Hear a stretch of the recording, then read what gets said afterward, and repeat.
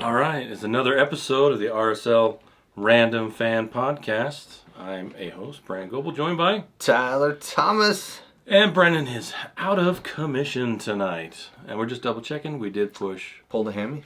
Pulled a hammy. Came up lame. We are recording on all devices this time. Yeah, and I think with Brennan out, we're going to have to go with the right-footed Brandt at center back. Yeah. And Tyler's going to slide over to the right. Yeah, I could be like a training cone. That's about the extent of my abilities at the moment. I think you'd get a good red card in per game, just knocking somebody over, right? Yeah. Oh, yeah, I could foul with the best of them. Solid church ball them. So, anyway. So with that. Did you guys have a good time on the break? I know we had a little bit of work to do during the break. Yeah. And the U.S. men's national team got thumped by Colombia. And Colombia, I mean, to be fair, it was fairly close. 2-1 until like the 70-something minute. Made a couple subs, and the subs just didn't really do it. It wasn't really happening, we'll just say. And so they kind of gave up and ended up 5-1. Oh, gosh, that was ugly at the end. Yeah, I caught the last of the game there, and it was not pretty, and I can see why there was a ton of angst. I personally am not a Bearhalter fan. I am not a USA versus Colombia fan. We did not look good. And yet, 3 days later, we played Brazil, one of the best teams in the world with some of the best players on the planet, who were fresh off of their Champions League win, and yet against those guys we actually did better. So it's kind of funny, like with Berhalter, it seems like he does better against the good teams. I don't know if they're just prepared better or what. I'm not sure how that works, but something about playing higher and better teams. The U.S. rises to the occasion, but this is not a USA podcast, but we could get into depth on that if you're wanting to line that up. Well, excuse me. I thought it was interesting I saw a tweet from Ronaldinho. Oh, yeah? Who said that he was done with watching Brazil play right now because they are, in his mind, a horrible team and not the Hugo Bonito. No, they definitely don't. Jogo Bonito. Of the Is it past. Jogo? I don't know. I'm not Portuguese. I don't speak Portuguese. Well, it's like Spanish, only prettier. That's what I heard. I don't know. But Bonito is the same in both languages, right?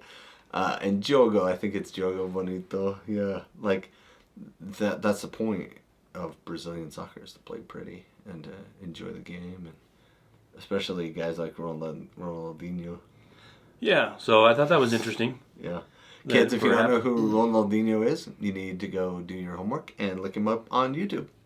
Ronaldinho. Quite the magnificent foot there. Yes, and if you watch any of his highlights, you'll be like, wow, that guy could do that? Yes. Yeah. Dance on the ball. It was always like a dance. I always kind of think of it like that when I think about him, but he could salsa like crazy. With the best of them. Better than the best of them.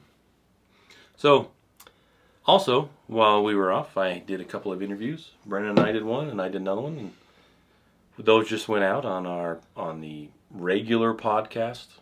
Crawley Town. Interviewed. You can see him on YouTube, too. Yeah, was able to interview one of the owners from Crawley Town, Preston Johnson, who had... The Utah connection guy. Yeah, right? Surprisingly quite a bit. He was actually in Utah, and I was like, you didn't look me up? I'm like the only Crawley Town fan here. At least you could do is, Hey, come on over, bro. I got steaks ready and everything. I got a Blackstone. I mean, I could have what? I could have Blackstone the crap out of it for you, so, Preston. But he didn't. We learned a lot about him. Really interesting dude. Yeah, started off gambling in high school. That's what led him to his career in buying. Yeah, so if you want to listen to that and piece that together, how that leads from one thing to the other. Owning a second tier British club. Third tier. Third tier, sorry. Well, they started the fourth. Now they're third. Now third. It was quite a season. And then we also interviewed Gary Smith again, catch up with their experience at Wembley, and Tony Vesey, his compadre, who commentates and is the color guy. The voices. On the home games. Of Crawley Town FC. And then there's Ken Blackmore, who does the away games. Ken Blackmore does the away games? With Gary. How did I not know that? Yeah, I don't know. You don't pay attention to the Come On Crawley update, obviously. Oh, man. I really got to do my homework. So, RSL, after the break, they went up to Canada. And to be fair, Montreal is a city in Canada. Yeah, and it's kind of like French. It's very French, and it's eastern. It's like north of Vermont. Vermont is very remote. Canada's an interesting place. I don't know if you know this, but... There's a river, though, that goes through Quebec. Okay. But, yeah, no, tell me about Canada. Most of the population of Canada, I think it's over 50%, maybe 80%. Yeah. It's an astronomical number. Live below the top of the United States. Yeah. I think it's like 90% live within 100 miles of the border or something like that. Yeah, up there, like right down there with Michigan and right in there. Yeah, basically the lake, the river that flows down into the Great Lakes and all that commerce that gets it out to the ocean. That's where all their cities are. That's where Toronto is. That's where Quebec is. And Montreal is the capital of Quebec. I'm sure I'm saying that wrong. Feel free to correct me. Quebec. That's how Canadians say it that are from there. But other people here say Quebec. Oh, it's better than Quebec. Never heard that one. I ain't either. No, but You're just making them up? Yeah, I'm just making them up as we go. At least it's not Toronto. So, RSL had some folks out. We've got, I thought this was interesting. Caleb Turner put this out. I'll give him credit on Twitter. Oh, the availability report? The availability report he puts out all the time. Kevin Bonilla is out with a knee injury suffered against Toronto. Okay. Pablo Ruiz out. That was back in February, right? Injury suffered in training. Okay. Marcelo Silva, injury suffered in training. Eric Holt, hamstring injury in training. Suffered in training. Okay. Justin Glad, right ankle injury suffered in training. So what? That better not be serious. 4 to 6 weeks. Now, to be fair, Bodie came in and was more than serviceable. He saved our bacon quite a few times. He did his very best Justin Glad impersonation. And he was pretty good at it, to be honest. Like, that guy more than filled in at center back. And then also, questionable is Michael Chang. He got into the game, but he was injured came in against Seattle. Obviously, he wasn't injured seriously, just enough to warrant caution and subbing him out in the Seattle game. The last home game, though, we saw him walking around, remember? Yeah, he was down walking around on the field. But in street clothes, not he wasn't in the 18. 5 players out. 4 of them injured in training. Do we need to have a chat with Pablo? Well, and 3 of them were 2 of them within 2 days of each other, Holt and Silva. Yeah. Because Silva went out, and then Holt was the next day. Oh, I can do you one better. Yeah. And they're both center backs. So it's quit it. So we have three center backs out. Yeah. And if you count Glad, that's 4, right? Or is Bonilla not? No, he was a left back. Yeah. He's still a left back. He's still? As far as I know. After all this time? We'll see how he comes back with the knee. And then also a yellow card warning. Chicho Arango, Mecanelli, Andres Gomez, Alex Catranas, and Brian Vera. We have a lot of... Was that all pregame? Yeah. No, a lot of mean, naughty players who keep getting yellow cards. I know, but it's kind of fun, though, right? It's fun when Vera goes in and clocks somebody, and then he's ref's yellow card, and he's I know. He puts up his hand like this, and he's I sanction that yellow card. I endorse that yellow card. Another yellow card brought to you in part by Brian Vera's left leg. Wait, I'm not supposed to get a yellow card every game? Oh, that's how that works. Yeah, that's if this Glad thing happened with him out, who jumps in? Well, let's get to the lineups and we'll talk about it. Well, you already mentioned it. No, I mean, we can do that, but I think it's Oviedo. Oh, you're talking about left back? No, center back. What about Quentin? Oh, is Quentin in the... he was in the 18. He just didn't play. Okay. Yeah. So I do think it's interesting that he beat out Quentin to start at center back, right? Hidalgo? Yeah. Should we get to the starting lineup? Do it. All right, McMath in goal. Then we had Brody Hidalgo, Vera and Catranis across the back line, and the stalwarts that are Anelli and Ojeda. What do I call them? I don't know. Oneda. And in the middle, and then we had Gomez, Chicho, and Diego Luna as the three across the midfield, and Anderson, Julio up top, and then on the bench, Beavers, Oviedo, Chang, Philip Quinton, Jacqueline, Barajas, Palacio, and Derek Silva. I think it's Derek Silva. It doesn't matter. He hasn't played for us yet. Yeah. No, I think he has 4 minutes for us or something. Yeah, he came in. Yeah. Good job, 33. So that was the starting lineup. I was a little nervous with Hidalgo, and it kind of makes me wonder, you bring in Phil Quinton. Yeah. Who is a center back. Right. Hidalgo's not a center back. He just moved his way all the way from the front all the way to the back now. As they do here. Hey, to be fair, like, good job, kid. Way to go, man. Like, you're getting time on lots of different places. Outside back, outside mid, and now center back, right? I think he's had 3 games at center back now. Yeah, and like you pointed out, he played relatively well. Yeah, he did a lot of blocking. He did a lot of lunging. Not my favorite thing to see is like a lunge, but he was pretty good at the lunge. So he did.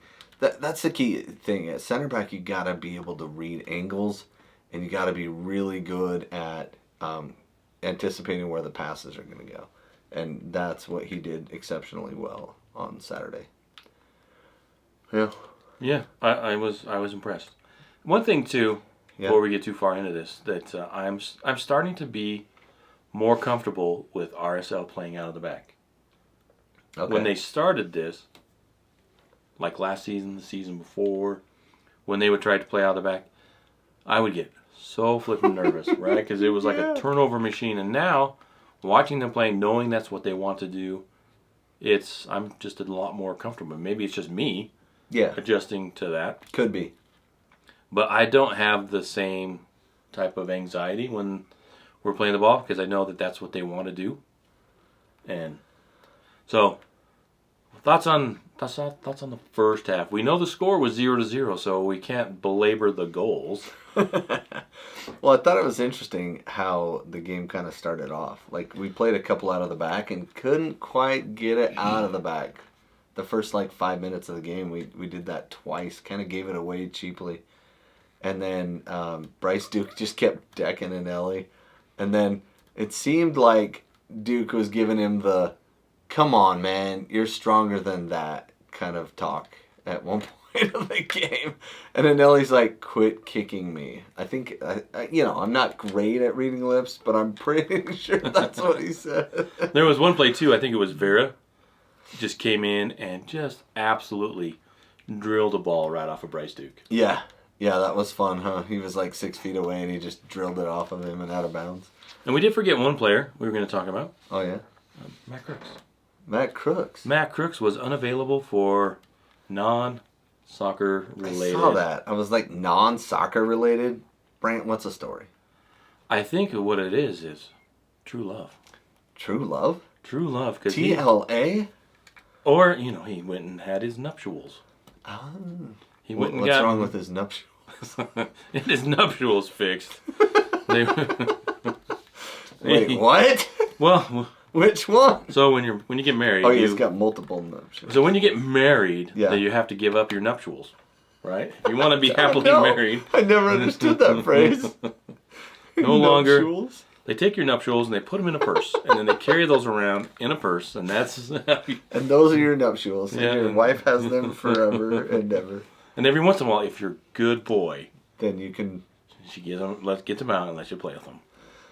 Okay, fair. So he got married. Is that what you're saying? Yeah, they said it was already planned. Obviously, I don't know that he had expectations of being in the United States playing soccer at this time. Probably when they planned their wedding because because they were in Canada anyway, right?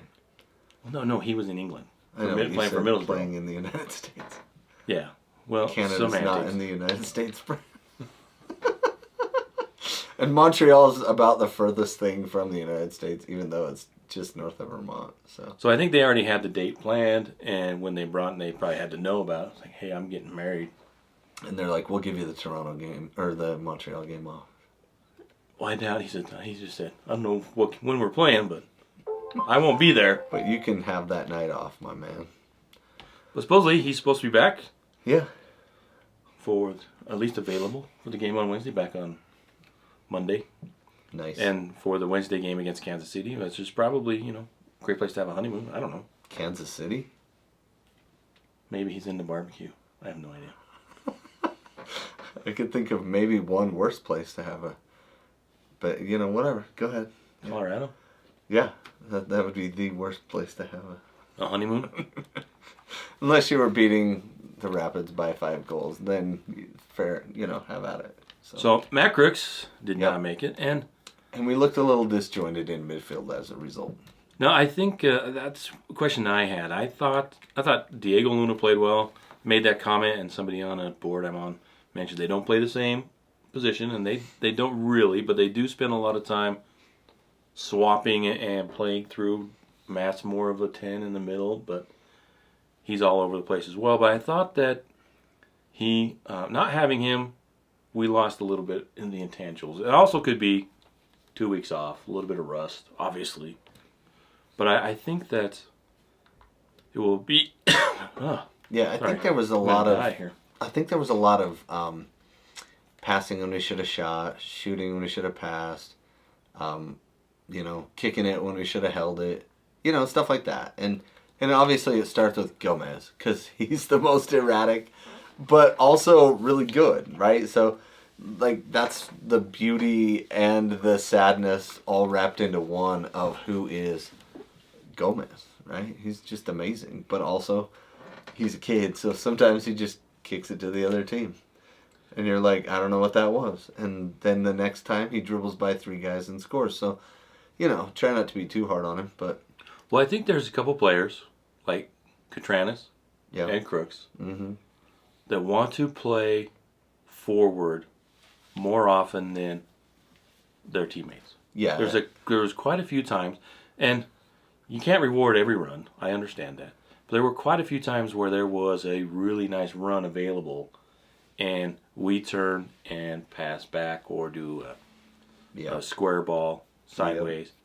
And I think with not having Crooks, we missed a few of those. Maybe he finds them, maybe he doesn't. And I will grant that they were off for 2 weeks, and RSL tends historically to come back a little rusty. Yeah. Instead of keeping the well-oiled machine running. But kind of funny because I think they had 2 of their best chances in the first 5 or 6 minutes, right? They had that one 40 seconds in, and then 5th or 6th minute they had a really good other chance, and it ended up whizzing by the back post. Nobody made the back post run for them, and it would have been a tap in had they made the run. Montreal. For Montreal, yeah. They were a little bit dangerous up front, and it kind of worried me, but as the game wore on, you were like, oh, they're really not that dangerous. They're really not likely to score in this game. And I think that at the end of the game, they had a 1.2 or 1.3 1 projected goal. RSL had 1.5, at least according to MLS Soccer. 1.5, and Montreal had 1. Yeah, just over 1. So, but I thought that was interesting. I think I don't know if Matt Crooks makes a difference in this game. Montreal had a great game plan, which was to foul and clog up the middle, and they made it difficult for Real Salt Lake through the middle. And fouls at the end of the game? Do you know how many there were? I do. I typed it up. Oh, 16 for Montreal. Yeah. And 11 fouls for us. And surprisingly, only one yellow card for us, which was Diego Luna. I thought yellow was a little odd too, but whatever. He probably had enough to get clean. Yeah.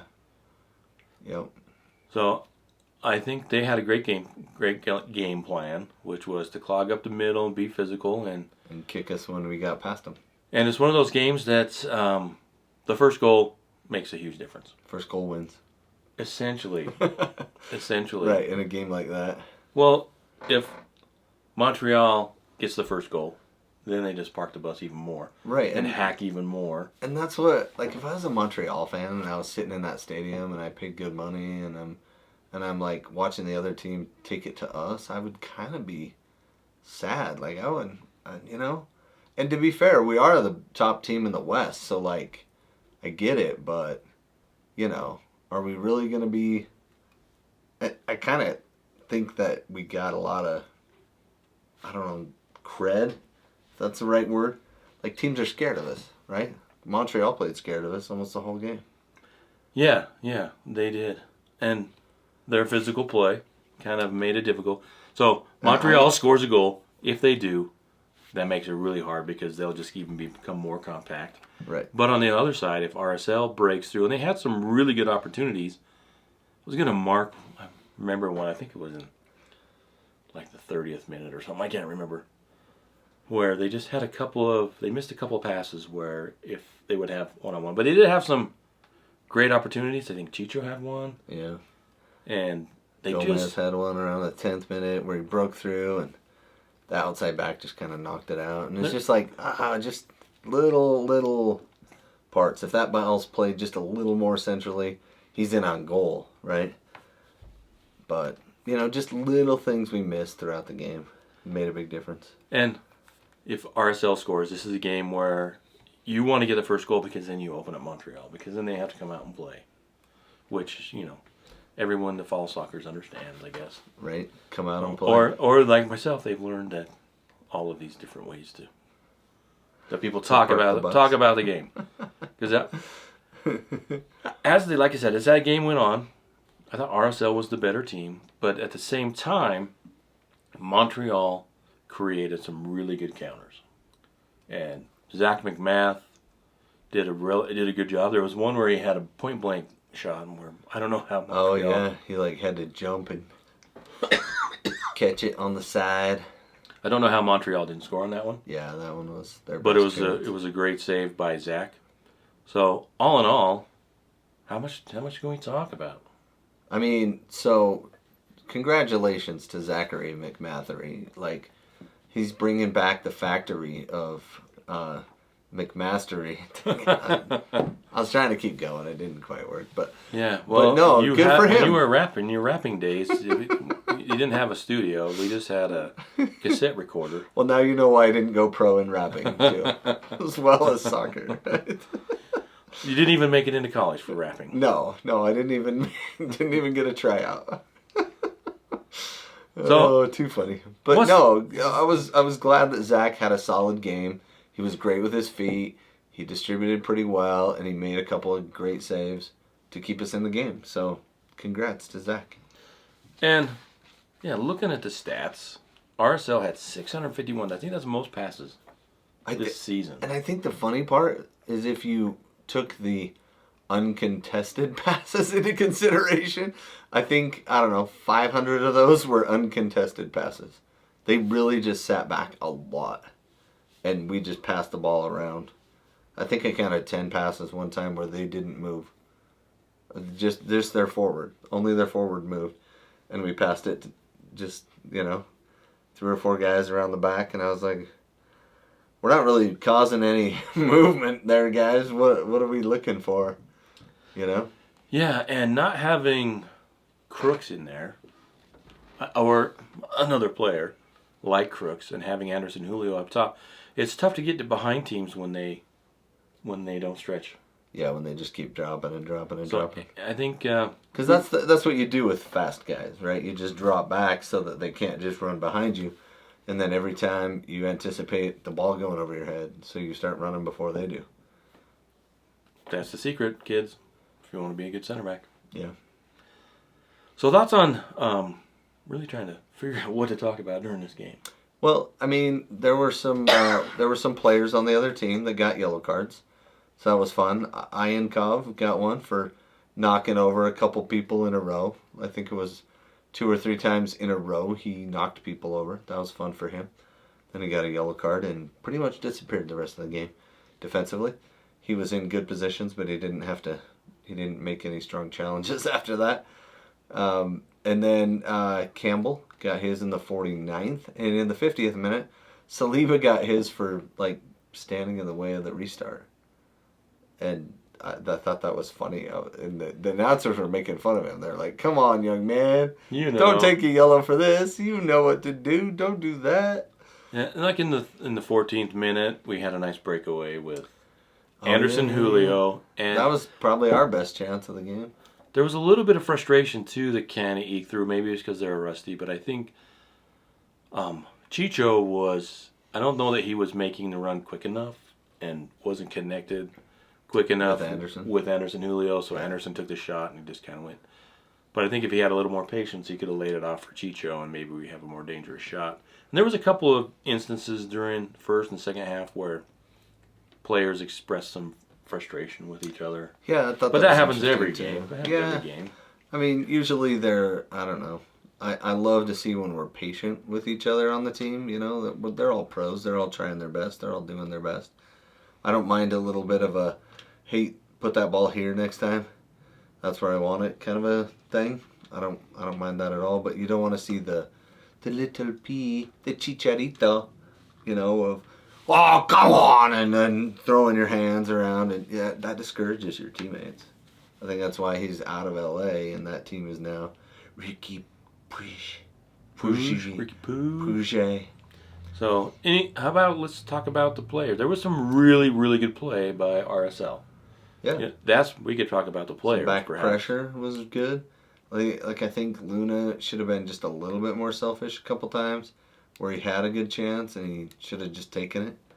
You know, when you get open in the middle of the field, those are the best shots to take, because the goalie doesn't know where you're going, right? Like if you get out on the angles on the sides, there's really only two places to go: low to the high or high to the. Oh my goodness, I can't. Where do you go? You go high to the near post, or you go low to the far, right? And that's pretty much the only place you can score if the goalie's in good positioning. But when you're in the middle of the field, you can go low, high, both sides. The world is your oyster. You can chip the goalie, right? There's a lot of things you can do. There's a lot of open things. And it seemed like every time we got the ball to the middle of the field, we either chose to pass or we shot it and it got blocked. So either maybe they were in good positions and, we just didn't get good shots off, or, we just chose not to take them, one of the two. So let's go through. We talked about McMath. I thought he had a very confident game.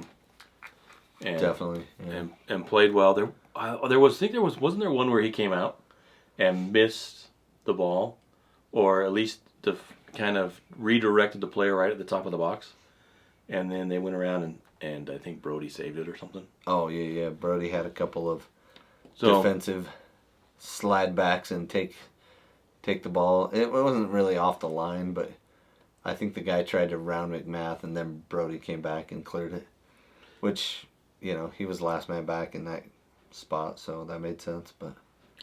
And Brody had a good game. Yeah, he's put together a few good games. Yeah, he's definitely not the weak link that we anticipated teams would go after.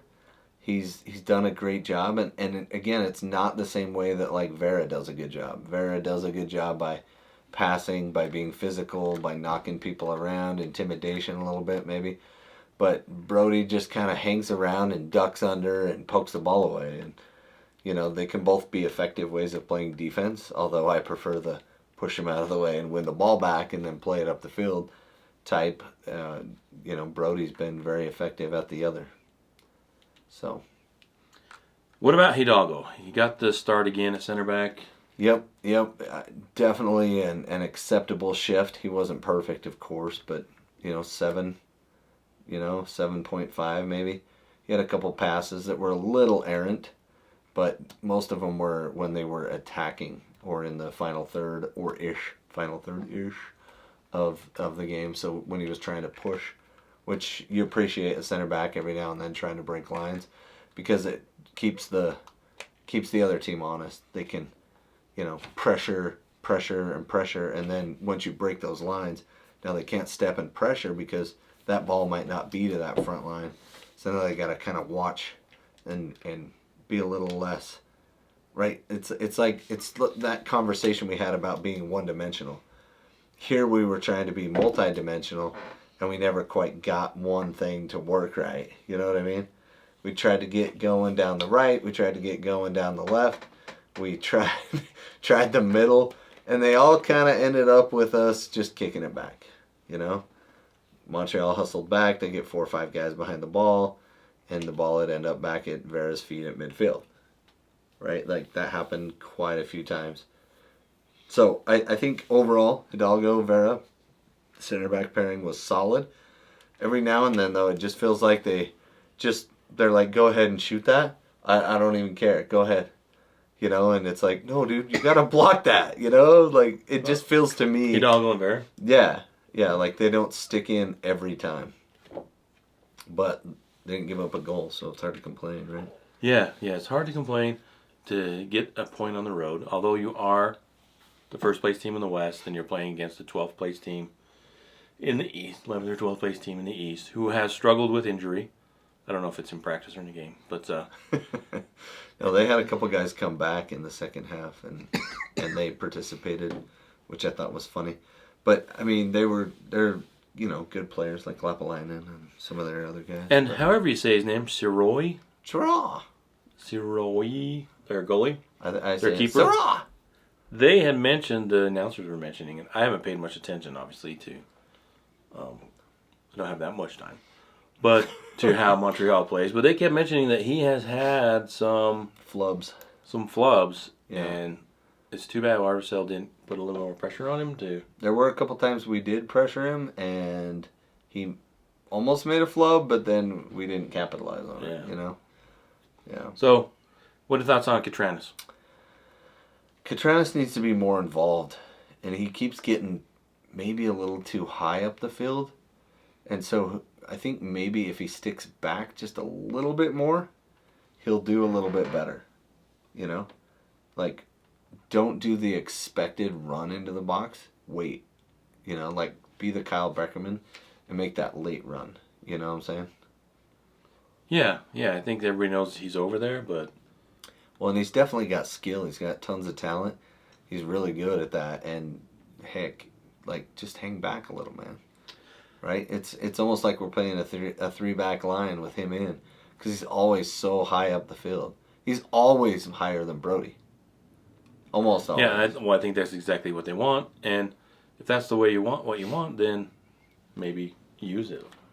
Get in the ball. Or come back a little bit more so you can receive the ball a little easier and be involved in the passing game a little bit more. And I think that, to me, is what he needs to do a little bit more. Be involved more, come back a little bit more, and then go up the field and get that, killer cross in. But I think that for me, though, the two best players on the field were Ojeda and Anelli. Tell me why. I thought they were in the attack, and also they played great defense and were just harassing Montreal in the midfield, and they were recovering, they were getting balls back. And I thought they were really instrumental. Ojeda, even more than Anelli. I thought Ojeda was more active and was involved in the defense and helping out on defense, and also making some runs forward because they were struggling to get forward. Yeah, trying to get more stuff in the box. I thought they, on a night where no one really stood out, they stood out. Yeah, in the 21st minute, even Ojeda took a butt to the head. So we started joking around because that's when Ivanov or whatever his name got a yellow card. It's because it was coming to Ojeda's head, and Ivankov or what is his name? That guy, he just jumped and kind of butted him in the back of the head, like the side of the head and stuff. And so I was like, Ivankov, you're a butthead, and we all started laughing. Anyway, it was a pretty good joke at that time. But yeah, little kids, they like those jokes, don't they? Yeah, I was watching with my kids. They thought it was pretty fun. Dad said, "But." And then we had Gomez, Chicho, and Luna in the midfield. What were your thoughts on? A little disconnected. I was kind of hoping for the move a little sooner to get the reserves in and change that up a little bit. But they kept holding off and and then, we made the sub in the 73rd, Barajas for Julio, thinking, okay, we got it, and then we never really got it. And I think maybe our best chance was in the 25th minute when Luna hit Julio. They called him offside on that play, right? Yeah, and I think if it had gone to review, VAR, he would have been onside. I agree, because he was on with the guy on the far side. And then, but Chicho shot it, and their goalie just got all sorts of big and just, he came out hard, and I think he took that one in the chest. But I mean, that was a pretty decent chance for them, for us. I mean, and it kind of gave me the impression that we were going to score, and maybe win pretty easily, but we kept missing those opportunities or just not being tight and tidy on them. Yeah. And right after that 25th minute, Luna had I thought he should have taken a shot first time out of the air. Yeah. And he tried to pass it back and find Gomez, and yeah, he's trying to be too cute. He just needs to find his smash. Right? He had his green cleats on, just do a Hulk smash, bro. And put the ball on for lawful send it after, right? Just flex and be like, I am Hulk, right? So yeah, I thought they were just a little bit off, and maybe that comes to being rusty. The other thing I thought that was odd, 25 aerial duels won for Montreal. Don't call us the Impact. Did you know they took away their Impact name? Yeah, their Club de Foot. I know, they even put their logo in French. It's like, all right, don't call us the Impact. We're the Impacto. They still have, I think, one of their supporter sections is Impact something. Yeah. The Impact Collective or something said in the back. In French, that's the best I can do. Oh, okay. I didn't have my Google Translate out. All right, that makes sense. Club de Foot Montreal. At least they changed their logo. They did do a big change. And then they went with that ski resort. Yeah, it looked like a ski resort. And then they went back to the Fleur de Lis kind of thing. Yeah. There's been some relatively weak attempts at rebranding. Yeah. Chicago Fire had a horrible one. Yeah. It looked like they did it, had a challenge and at an elementary school. So you could come up with the it looked like it should have been Salt Lakes, because they took our colors and then they took our mountain peaks. I was like, what? Yeah, and then they hurried and switched back to the Chicago badge, idea and stuff. So that was awkward. But I'm glad that Montreal switched back to the Fleur de Lis kind of a, those around here know it as the scout symbol. Right? For those of you that have done scouts in the past. We didn't ask Preston about if he was a scout. Oh, yeah, I should have asked him. Dang it. But yeah, he probably would have. He probably is the first one to get a gambling merit badge. Gambling merit badge. He probably created it, set it up, and taught the kids how to do it. Right? Well, I got the blackjack one, and then I got the Texas Hold'em, and then the roulette one is really tough. Is that how he got a name for himself? Is he won a Texas Hold'em tournament? Oh yeah, he was really big into gambling and ended up on ESPN. Had a kid. So yeah, nice. Interesting cat. So, any more thoughts on the game? I mean, it's really hard to talk about 0-0. I mean, we can go back and break down individual plays. Like when Bodie got hit in the head in the 27th minute. That's kind of crappy, right? I mean, kind of got headbutted. Anyway, it's good to see Chang back, because Chang, he had, that kind of weird tackle a couple weeks ago. Yeah, I was a little worried about him. I felt bad when he got subbed out of the Seattle game, because I was hoping he would be able to make a difference. And I thought this hit on Hidalgo, very lucky that it wasn't more serious. Well, I thought it should have been a yellow. I don't know why it wasn't. Well, the announcers were heavily Montreal leaning. Yeah, I get challenging for the ball, but he headed the ball, and then the dude headed him in the face after it was gone. Yeah, they were acting like it was Hidalgo's fault. Right.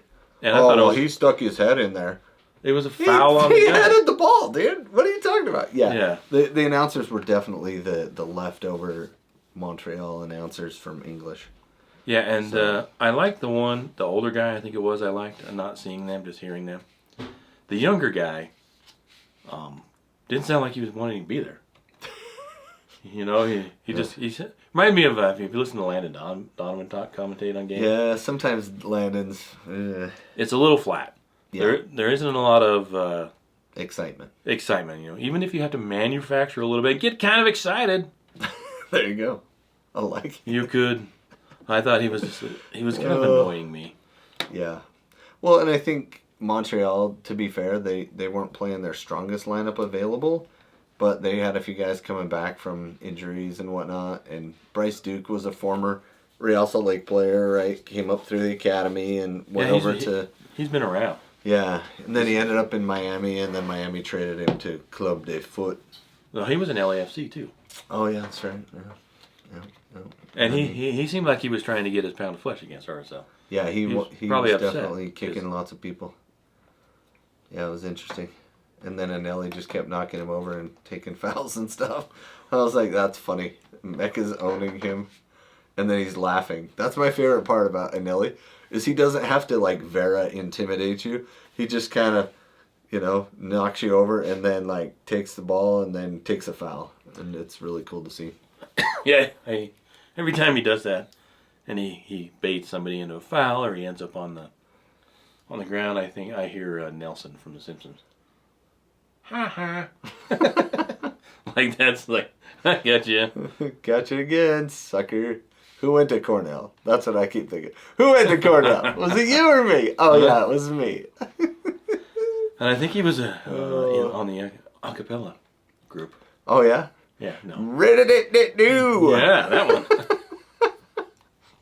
He personally knows the Nard Dog. The Nard Dog. So, how much more can we go? We don't need. Well, we got to go to halftime. All right, what are we going to talk about? Let's go to halftime. If you can't hear that, it's very jazzy. Yeah. It doesn't have that. Anyway. So at halftime, we're going to talk about... What are we going to talk about? Haircuts. Haircuts. Yep. Who has the coolest do on the team right now? Brant, you have any thoughts on coolest hair? I miss my hair. Right. So, Chicho, right? I mean, the slick back with the...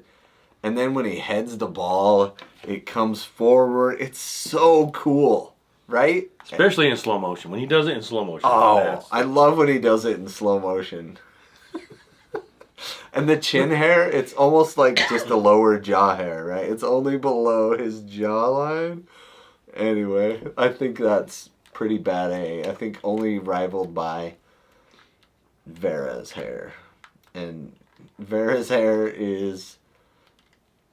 He's kind of got the semi-mullet thing that the kids are doing these days, right? Where they keep it really tight on the side, let it get a little long in the back, and then don't commit to the full mullet. Yeah, and I don't begrudge anyone for having hair. You can have any kind of haircut you want. Yeah, it's always cooler than what I got. Yeah, I am more than jealous of someone that has a nice coif up there. But there's some good haircuts. We gave Brody a hard time. That's right, with the Roman haircut, the bowl cut. It's coming around. It's growing out. Yeah, it grew out. And Anelli with his dreads looks really intimidating. Obviously I could not pull those off, right? No, that would hurt really bad if you pulled them off. No, I can pull them myself. Dad jokes. I guess it's still Father's Day somewhere. Oh yeah, happy Father's Day, Brent. Oh, happy Father's Day to you, Tyler. Oh, thanks, man. What'd you get me? The same thing I got myself. Aw, nice. I got you a rub. So awkward. For those of you on camera, it's actually a nice mix of paprika and onion. Oh, it's a secret. Secret. Oh, brown sugar. You'll never find it on Pinterest. Brant's rubs. Don't look them up on Pinterest. Don't look them up anywhere. Don't Google that, kids. No. Don't go Google that. Your parents will get mad at you. Yeah, I'll get in trouble. But Brant on the podcast told me to go Google it. No, I'll get a text from my mother before you know it. I raised you better than that. No, you didn't. So, good times. What about orange slices? We kind of been talking about the players. Who actually gets your orange slice for the entire game? I'm going with Bodie Hidalgo. He came in, hasn't been consistently playing, came off an injury, had the week off, of course, to recover, and put in a workmanlike shift. I think everybody should be high on this kid. Like, I'm stoked for him. I'm so excited for Bodie. He gets my orange slice. Orange slice of the day. Boom, baby. Oh, by the way, show up to the game next week a little bit early and look for the Random Fan orange slices. We'll give you a water bottle sticker with a big old fat orange slice. Then you, too, can win an orange slice. Absolutely, positively. So, yep, we will see you before the game. I am going to give mine because I'm sure you were curious. Brant, who's your orange slice for? Brian Ojeda. What? Yeah, I thought he had a whale of a game. Because, you don't have any goal scorers, you don't have any assists. Right. We do have some great attempts, but I thought Brian Ojeda was a monster, was a beast in the midfield. He sure was. Breaking up plays. And who would Brennan give? I think Brennan would give his orange slice to the ref because he was so pink. I don't know. It was an interesting choice of color. Just kidding. No. The ref did a pretty good job. Their midfield was big and tried to push us around, and our skill outshone them, I think, in the midfield, especially defensively, midfieldy. But going forward, we just couldn't quite ever... When was the first yellow? Ivankov had one in the 20... I think he could have given a yellow even earlier. Oh, yeah. But I thought he was very judicious with it. And I think he didn't let anyone, either side, get away with hacking. Yeah. If you're going to hack... Bryce, dude, got away with a lot for not coming out with a yellow card. I think he had 5 or 6 fouls. But yeah, I thought... none of them were too egregious, I guess. I think he could have ended up giving a few more. But I thought, like I said, I thought he was pretty judicious with it. And he called the fouls that kind of had an effect on the game. Even if they were a little chippy. There was a couple of times where he let RSL play on when Montreal was trying to foul them to stop the play, and he let it go. So I thought he had a relatively decent night. Good job, Philip Dujic. However you say that. Yeah, I'm pretty sure that's it. Exactly, because he's Croatian and so am I. Sure. Sure you are. No, I thought it was interesting, too, how, okay, so Ivankov came in the he left in the 61st minute, and Mason Toy came on. And Toy's quite a player, dude. That guy can play. He's a good player, but he's had some weird stretches of form, Mason Toy. And then Kokoraro, their number 9 big star signing, he comes on in the 61st minute for Ibrahim, who really hadn't done anything the whole game. Right? He's supposed to be super speedy and super good on the ball, and he really didn't have much of a game. Well, Kokoraro comes in and gets a yellow card 2 minutes in, just lays a couple guys out, and boom, yellow card. And I was like, you earned it, to be fair. And then they made 3 more subs, and we didn't sub till then. If we want to talk about a little bit about the second half, if we're done with halftime. Yeah, oh, sorry. I jumped past the end of halftime. I didn't know how far we're going to go. Stupid. But I guess there's more to talk about, even though it was a 0-0 draw. Yeah. I thought it was an entertaining game. Uh-huh. And like I said, but the subs. Barajas came in for Julio in the 73rd minute. I think that could have been a change earlier there. But could have probably been 2 subs, too. But because of the injury situation, we didn't have a deep bench.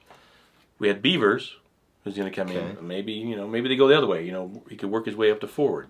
Like Hidalgo's working his way back. He's going back. He can go forward. Yeah, passing the night. And Oviedo, I guess he could come in for Catranas, but why? He wasn't getting beat or anything. Or he could come in for Brody. I think he can play both sides.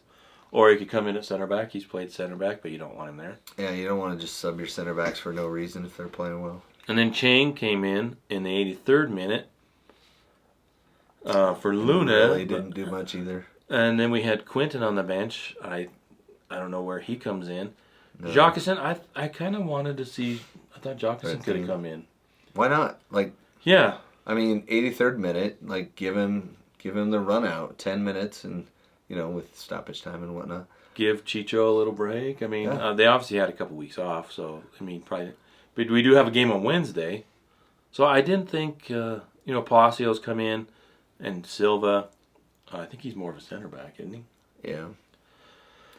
But we haven't seen him play. So I thought the only one that really could have maybe come in and given some minutes might have been Jockerson. Palacio's come in surprisingly quite frequently, but Aneda and O'Helly. O'Helly. Aneda and Anelli were having just some great games. Maybe Palacio could come in for Anelli. I thought Ojeda was having a whale of a game. So I thought I wasn't really upset with the subs. I mean, there just wasn't anything. What do you do? I think he could have gone with Jockerson. He's made the bench quite a few times and gotten almost no playing time. You know what I mean? Give the kid 10 minutes, and you already pulled out Julio. Like, give one of our 2 stars a chance. Give Gomez a break. He wasn't having give him a break. He wasn't being. You could leave Chicho in because Chicho is very much the glue for the team. Right. I thought Jocks. What was hurt? I mean, he doesn't know he's not supposed to be in there. So. Yeah, but I did think we traveled light too. I think they had 3 more people on their bench than us, or 2. Yeah, 2 more. So I think we didn't bring the full 20, whatever. Yeah, well, if we're not going to be nice in practice. Yeah. Practice. I guess we need to be a little more Allen Iverson. Yeah, we had 8 guys on the bench, so a total of 19. Yeah. So, yeah, we're not very nice at practice, I guess. But again, like, Silva's injury had nothing to do with anyone else. He lunged for the ball. And, yeah. So, I mean, stuff happens. You know, nobody's jinxed. I don't even play that game with my kids. Jinx, you owe me a Coke.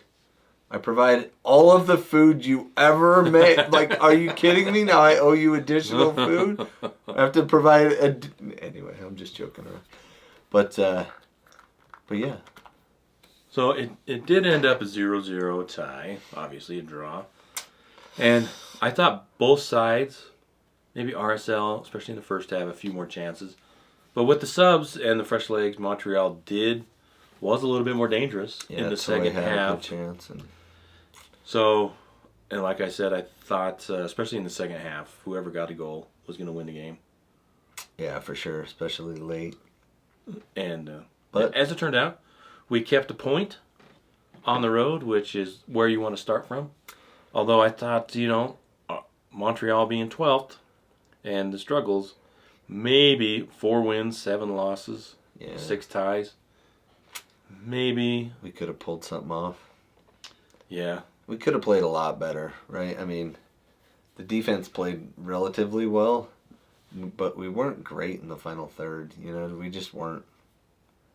So, a little sad. I think it takes a little bit of the wind out of our sails collectively, especially because we just got back from the break and we had a good run of form here recently. But dang it.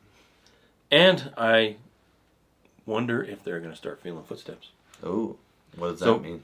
If we look at the standings, let's look at the West, because that's where we are. And that's the best. The best is in the West. The West might be better. I know I gave you guys a hard time that the East was better last season, but I think the West, there's an argument the West is going to be better this year. Well, if with RSL stepping up and LAFC, both LA teams are good. So we're still in first with 34 points. We're 1 ahead of LAFC, who has just been on a tear. Yeah. Stupid Boanga went nuts against Orlando. Did you see that? No. Oh, yeah, they were like 4-1. It was a really close game, but in the end, it looked awkward. We could run down the scores quick before we get the standings. Atlanta and Houston, 2-2 draw. Bless you. Which was really great for Atlanta. They'd lost like 5 in a row at home. I know. Charlotte beat DC United 1-0. New England beat Vancouver. And I just did a double check, and Krylock started. Wow. Subbed out at half. I don't know what for. Probably because he didn't run much. Ooh. But he is... Bless his heart. I still like him, I love that guy. I would totally hang out with him if he came back to town. But teasing the RSL fans. Yeah. Maybe it's because there's a lot of fans. RSL's getting old. Well, we were, I think. Well, not just 2005 we started, right? 2005, oh, okay. 2006. You just mean like every club is getting older. Just and I think is getting older. Like the world is getting older. Yeah. Like that. In Philosophically, we're getting old. 25, if we're still alive. Right. No, I think RSL is cycling through a new generation of fans. Right. And there's a lot of young fans that weren't there at the start. Maybe they were, but they were like 5 or 6. And now they're in their 20s. And Damir Kreilach might have been the first player that they really fell in love with. And he was really important for the team when he was here. But, us fans that might be a little older, a little long in the tooth. Right. I remember the previous incarnation, and there were some great players that I think Demir's definitely in the top 10. It might even be top 5 players who ever played for RSL Lake. But so I think it's interesting that we're getting to that point where we're starting to get new generation of players. Right. A new generation of fans that haven't been there. And they'll be there long after we're gone, which kind of makes me mad. It's funny. I was talking to somebody the other day about that, and I said, when did you become a Jazz fan? And they said, when Boozer and Darren Williams made it to the finals. Then I was like, or the Western Conference finals. And I was like, yeah, because I was wearing my Carlos Boozer jersey. Because if I ever played basketball, I played like a soccer player. So somebody was like, dude, you're such a bruiser. And I thought they said boozer. Oh. And so I went and bought the jersey. Anyway, it's not exactly true, but it's not exactly false. It's a great story, though. No, but I did like Carlos Boozer. And, he could go left, go right, finish at the rim on either hand. Anyway, I don't know why we're talking about basketball, but getting back to Real is like we got to have a team that's going to kick butt like these guys are doing right now. That's going to create that next generation of fans. That's the point I was getting to. Yeah, and I love it. I love the fact that this is the best team we've had since the first run, 2007 to 2013. 13, yeah. Since that run. So, and I'm like I've mentioned, I only have 2 teams I really root for. I'll root for the Jazz, but I don't watch their games. Yeah, I mean. But I grew up, I was an Adrian Dantley fan. Yeah. Yeah, and that guy had game. Yeah, look him up, fans. He was quite the inside player at 6'5". He was probably 6'3". And he could still he would put his butt and he would just knock people off balance awkwardly and then get his shot off. And he was a really good shooter. So. Yeah. So I really think, who knows? I think about these clubs that have been around forever, like Arsenal. Been around 100 years. Well, they got to keep creating fans. That's the point, right? So we're excited for this. But we'll get back to the standings. Yeah. Oh, we didn't go over all the rest of the scores. We were talking Real, LA, right? We got talking about Kreilach and went off on a tangent. Right. Red Bull, New York, and Nashville tied 0-0. LAFC took it to Orlando 3-1, like you mentioned. Miami 2-1. Philadelphia. I didn't watch the highlights, but I caught the end of the game, and I saw the two. My gosh. I saw the 2 red cards at the top of the scoreboard. I thought, did you see it happen? No, I didn't. They were legit, but they were both second yellows, right? They were like guys that were going in on tackles full speed, sitting on a yellow, and the ref's like, dude, that's a second yellow. I agreed with them. I thought it was fair. Definitely, but the first yellow, or second yellow, happened in the 68th minute. That's when they started playing a man down. And then they started playing 2 men down in the 84th. And then they got the game-winning goal in the 94th. I saw the game-winning goal. That was hilarious. Yes, that was quite funny. You're up 2. You're up 2 players, and you... It's a 9v11. You give up a counter. Yeah. And foul him. Yeah. They had Tackle a chance to foul him at one point, but did not do it. Yeah. Take the take the red card outside the box. Do that. Nope. And Fungus McGee, what was his name? Frugus Alfonso, went like the length of the court. Length of the court, yeah. Yeah, let's go on basketball reference there. No, I think he got it close to midfield and just took it all the way in and scored. Yeah, and Philly's struggling this year. They are not the juggernaut that they've been in the past. They only have 20 points, 4 wins, 5 losses, 8 ties. And I think we broke them when we went there and beat them in their house. They were like, "Oh, we're beatable." I saw one of their players come out and say, "Hey, we gotta start buying better players. We can't just like." Yeah, and then it's funny because Jim Curtin's one of the best coaches in MLS, and Philadelphia's always gotten really good value out of their players, and they've gotten players to step up, and they've had, both the Aaronsons came out of there, right? Like, good academy players. They've sold on really good players that have gone on to do great things, and now that, like, the well's a little dry, they missed on a couple players. Now all of a sudden everybody's like, oh, he's a bum. And I'm like, yeah, he's not. Jim Curtin's still a great coach. He didn't forget how to coach, so. And Chicago, 4-1 over Toronto. That's a surprising victory. Toronto's been playing well. Yeah. And Chicago jumped up and beat them. And they were in Toronto. FC Dallas got to lick some wounds because they got to play St. Louis. And St. Louis is not... Yeah, that second goal was a little weird, but St. Louis is having the season this year that I expected them to have last year. Right. And I am not surprised that they are struggling in their second season. Couldn't have happened to a pinker team. It couldn't happen to a better team. Colorado, 2-0 over Austin. Both those teams are, in the middle of the pack. Kansas City lost to the Galaxy 4-2. San Jose lost to Cincy 4-2. If I did that right. And I think Seattle beat Minnesota. Did you get that one? 2-0. Okay. Yeah. So if we look at the standings, RSL 34 points. We played one more game than LAFC. Okay. And they have 33 points. Ooh. So dropping 2 points in Montreal against a 12th place team, that could come. But maybe RSL doesn't want to be the top of the pack. Well, our goal differential still top of the West. 17. Yeah. And Miami's is now 16. So we're still tops in MLS in goal differential. And you don't get a trophy for goal differential. You should. I just found that out. What? Just kidding. We just have never had such a good goal differential, so never cared. But now I'm like, hey, wouldn't that be cool if they gave away a trophy for goal differential? Also, this is the best start that RSL's had at this point in the season. Yeah. Ever. Yep. So, the best in-season winning streak. 14. Ever. Yep. If we get non-losing streak, I guess. Yeah, non-losing streak. The total record over 2 seasons is 18, if I remember right. Yep. So LAFC's nipping our heels. And I saw some people on Twitter from LAFC fans. They're really worried that someone is going to come and steal a Cherundolo from them. Oh, really? Yeah. I think he's going to go to Europe or something? I think he's German, Hamburg, or wherever he was playing. 2 or 3 times? 2 or 3 seasons? He played, where did he play? Hamburg or something? I think so, yeah. They're afraid that they're going to come stealing back. And I'm like, come on. I guess they could, but... Yeah, I think they're... I think he speaks German, right? I mean... Probably. Spent a lot of time over there. Then LA's in third with 31 points.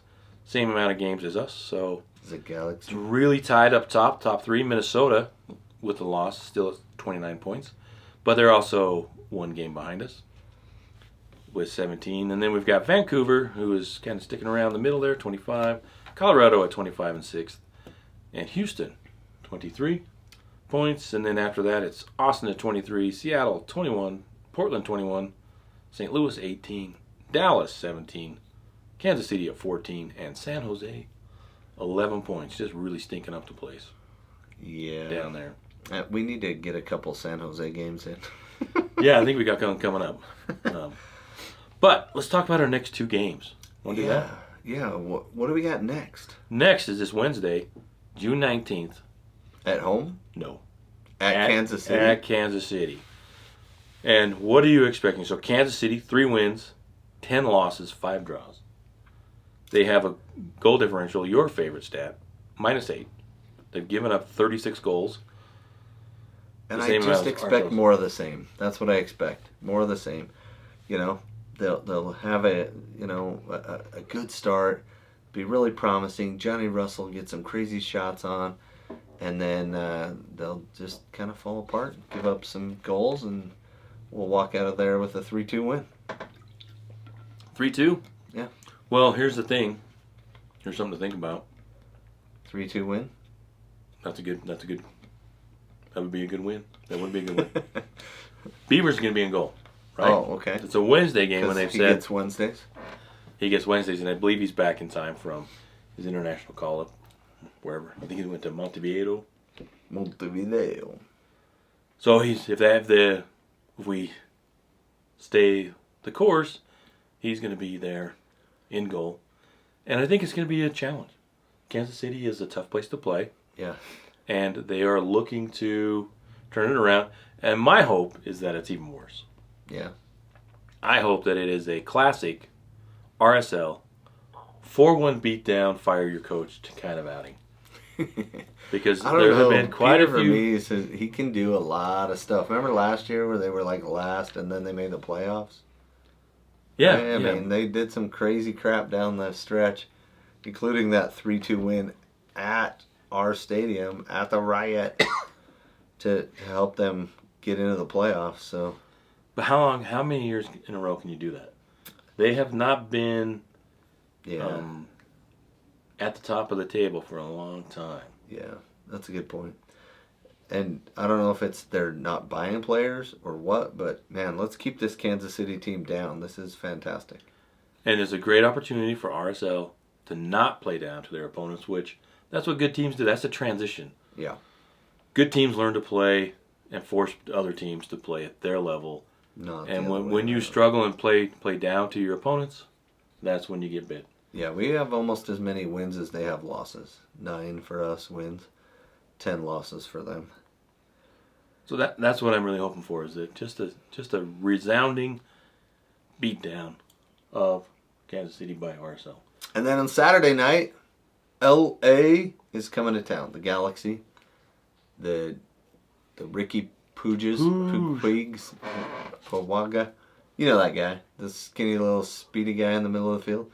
He's fun to watch. It's definitely entertaining. Even if you don't like him, you can still at least be like, man, that guy's like the Energizer Bunny out there, running all over. And it's, again, go watch the LA highlights from the weekend. They scored 4 goals. So kind of fun, kind of entertaining. They've had mixed results against RSL, so definitely want to watch out for that. And we'll see how the teams are rotated. Kansas City might not rotate because, well, they got to lose. Right.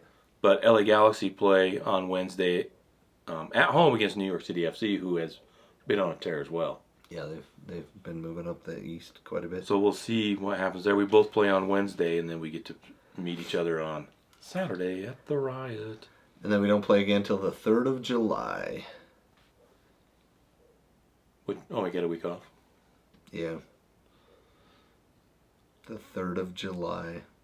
Sandy, Utah. Is that Copa America? I think so. Or is it just a break for us? Might just be a break for us because we got that game in hand. Yeah, it looks like we don't play on the... Yeah, and then we have the 3rd and the 6th, which is kind of crazy. I saw that when the schedule first came out, and I was like, we have 2 home games in 3 days? July 3rd. Okay, that's a Wednesday game, but it's like our 4th of July game, right? And then that Saturday as well, the 6th. Basically back-to-back home games, and we have Houston and then Atlanta, which is, I don't think they've been here for a long time. Those are some games you have to win. Yeah. And we'll see how it goes. This Kansas City is a rivalry I would love to see back. Mm-hmm. Because that's a lot of fun when you got a nice, fun rivalry. It's not, and that's why, you want to beat your rivals all the time, but when you don't beat them, it's not much of a rivalry. Yeah. So that's always fun. And then LA Galaxy, that's going to be tough. I think we've got Galaxy are good. A couple of games to see if Montreal was just a rusty fluke or if we have stuff to work on and our injuries are catching up, which is my only worry for this club right now is injuries catching up to us, and then we'll see what happens when the transfer window opens. Yeah, see if we go after another big difference maker. Which we can. Isn't that crazy? Yeah, we could actually sign 2 DPs if they want to buy some folks down. Move the MLS money around, however it works. Yeah, the magic MLS money. Yep. Good stuff. So, any other thoughts? I guess that's it, yeah. Excuse me. Gonna die here. But we talked about Don't die. It's not worth it. Come on Crawley update. Yes. Not much to talk about. in the off season. For what's in the other podcasts. Yeah, go listen to those if you want to know what it's like to be an American and own a. You get some death threats and stuff in there. He kind of downplays it, but he did get some death threats. He was what was bad? They're so passionate over there. Like they were rather naive, I think. Well, you called him naive in the interview. That was bold of you. Oh well, I can't be too much of a fanboy all the time. But I think they were watching that first season. I think they were really naive. They were excited. Yeah. They were trying to do something new, and in a place that doesn't like anything new. Yeah. If you've been there, they don't like change. They still have castles and stuff there, right? Oh yeah. It takes a lot to. It's not like here where you have to build a building and 20 years. Let's do something else. No, it's a whole process. They love their history, and as well they should. But it was a really interesting interview, especially having a tie. He's been to RSL games. Yeah, he said 9 or 10, right? Quite a few, and then all the stuff about Magna. He really goes on about Magna. Yeah, a nice place to drive through on your way to Wendover. Yeah. That maybe maybe he doesn't love a Magna. Sounds like he's gonna come visit us, right? Yeah, and then we also talked with Gary and Tony, what I thought was a really, really fun interview. And it's always nice to have conversations with people that love soccer like we do. So do us a favor, go and listen. Please subscribe to our YouTube channel. Subscribe to our Goals TV channel. Insta. Follow us on Instagram. Follow us on Twitter, especially if you enjoy what we do. We're going to work on bringing even more stuff, but it really helps us continue to do this. And if you are bored during the games, you can hit us up on Twitter. We'll chat it up. So. And then nothing going on. I was going to say there was one update. Jeremy Kelly, the American that they signed. Yeah. They signed him again. Oh, okay. And he's actually got dual citizenship, I think.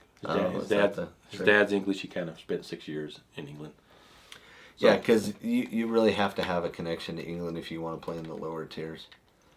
Yeah, I think they only have, their international slots are severely limited. And I don't know if it's an international slot. It's just... Or whatever they call it, yeah. Whatever their rules are around that. But also he talked about, Brandon kind of talked about the Oakland A's, Moneyball, and that's kind of their approach. It's kind of fascinating. Crawley's a lot like Real Salt Lake in that they want to find the best value in players. They're not going to run out. I mean, we missed out on Mbappe, but so did Crawley. I think the three of us were trying to get Mbappe, but Real Madrid just came in with more money. They were trying to pay him in NFTs, so that didn't work out. No, he was onto him. He's like, fungible tokens? No way, man. So, anyway, thank you for listening, and we hope you had a great Father's Day, and we will see you at the next home game. See you at the Riot.